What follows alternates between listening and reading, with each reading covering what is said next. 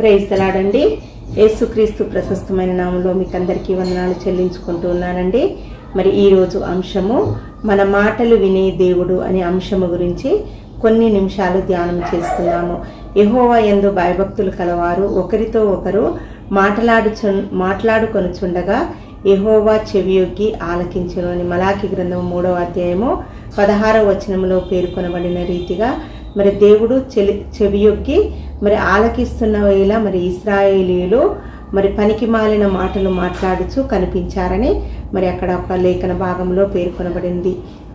అష్షూరు రాజు అయినటువంటి సన్హెరీబు మరి దేవునిపై రంకెలు వేస్తూ మరి అనాలోచితమైన మాటలు మాట్లాడుకున్నట్లుగా మరి అక్కడ ఉన్నప్పుడు మరి దేవుడు చెవియొగ్గి ఆలకిస్తూ ఉన్నట్లుగా ఉంది. మరి సహజముగా స్త్రీలకు మాట్లాడే స్వభావము ఎక్కువ, కానీ ఈ రోజులలో మరి పురుషులు స్త్రీల కంటే తక్కువేమి కాదు అన్నట్లుగా మరి ఎక్కువగా మాట్లాడుతున్నట్లుగా మనము గమనిస్తూ ఉన్నాము. మామూలుగా మన అందరికీ మన గురించి ఇతరులు ఏమనుకుంటున్నారో ఏమి మాట్లాడుకుంటున్నారో అనేది తెలుసుకోవాలని మరి ఆసక్తి ఉంటుంది. కొన్నిసార్లు ఏమి జరిగింది అని ఏమి జరగబోతుంది అని ఇది కూడా తెలుసుకోవాలని మరి ప్రయత్నిస్తూ ఉంటారు. అదే విధముగా మన తండ్రి అయినటువంటి దేవుడు సైతము మరి తన బిడ్డలమైనటువంటి మరి మన గురించి మరి ఏమి మాట్లాడుకుంటున్నామో తెలుసుకోవాలని మరి ఆయన ఆసక్తి కలిగి ఉన్నాడు. మరి దేవుని యందు భయభక్తులు కలవారు ఒకరితో ఒకరు మాట్లాడుకొనుచున్నప్పుడు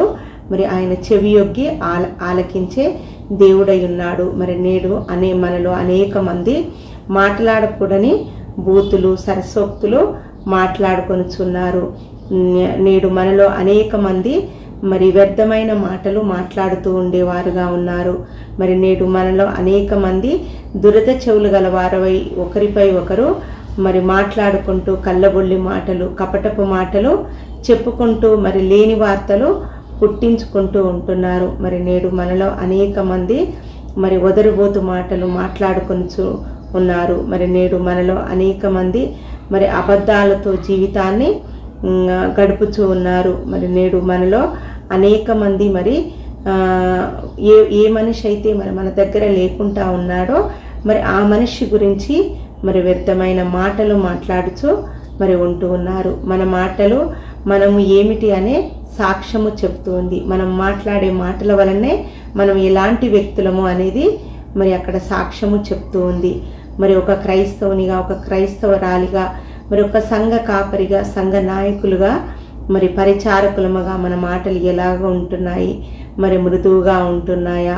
మరి సహనము కలిగి ఉంటున్నాయా? మరి క్రీస్తును ప్రకటించి మరి ప్రచురించే మాటలుగా ఉంటున్నాయా? మరి మనము మరి పరిశీలన చేసుకోవాలి. మనం ఎలా మాట్లాడుతున్నామో దేవుడు మన మాటలను బట్టి మరి బాధపడుచున్నాడా సంతోషిస్తున్నాడా అని మరి మనల్ని మనము పరీక్షించుకొని మనలో ఏదైనా లోపము ఉంటే మరి సరి చేసుకునే వారముగా ఉండాలి. ఈ కొద్ది మాటలు దేవుడు మన వెనికిల్లో దీవించునుగాక.